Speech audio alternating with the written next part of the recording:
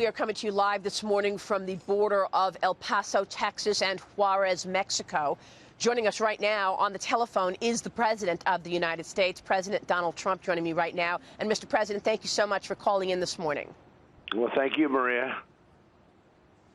Well, we're on the border here, and while we were standing here, Mr. President, we saw at least three different groups that crossed the border illegally and were apprehended. Why are these numbers soaring so much today? Well, people are pouring up because our economy is so good. I mean, unfortunately, it's the only bad part about what we're doing, because everybody wants a piece of it, and they're willing to come up and take the risk in this tremendous danger. And our laws are so bad, the combination of having a great economy and having the weakest immigration laws anywhere in the world by far. And we have catch and release, and we have chain migration and visa lottery. We have things that nobody in their right mind would have. We're trying to get rid of them. The Democrats won't do it. Now, we need some Democrat votes. We're unanimous with the Republicans, but we need some Democrat votes, and they go out of their way to allow these people to come in. And when you get acute, when you get tough, when you do all of these things that we have to do, they end up arresting Border Patrol people. It's a disgrace to our country what's going on. The worst immigration laws ever, incompetent. They're there for a long time. When they used to separate children, which was done during the Obama administration with Bush, with us, with everybody, far fewer people would come. And we've been, on a humane basis, it was pretty bad. We go out and we stop the separation. The problem is you have 10 times more people coming up with their families. It's like Disneyland now. You know, before you'd get separated, so people would say, let's not go up. Now you don't get separated.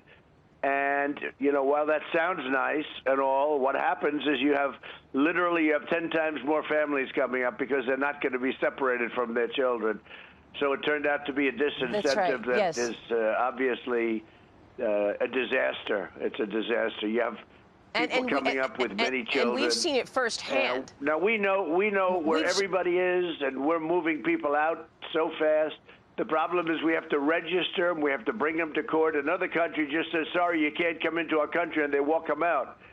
In our country, you have to bring them to court. You have to have Perry Mason involved. I mean, you know, it's all legal. You have lawyers standing at the border, our people, lawyers, wise guys, standing at the border, signing people up.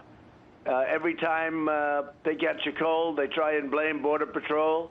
It's a disgrace what's going on, and it could be solved in 15 minutes. If the Democrats would give us the votes, it would be over.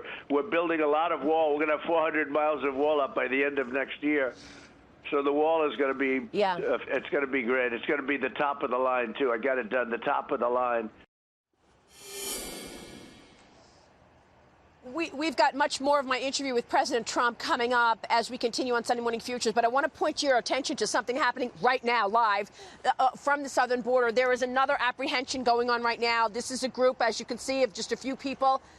As usual, there are kids here because they know that if you have a child, you'll probably be able to stay. But these people just crossed literally right now while we're on the air. So we are covering this as it's happening. They will now go to get processed. And of course, then they will be told, since they are, quote unquote, a family, that they can come back in, it could be 8 years.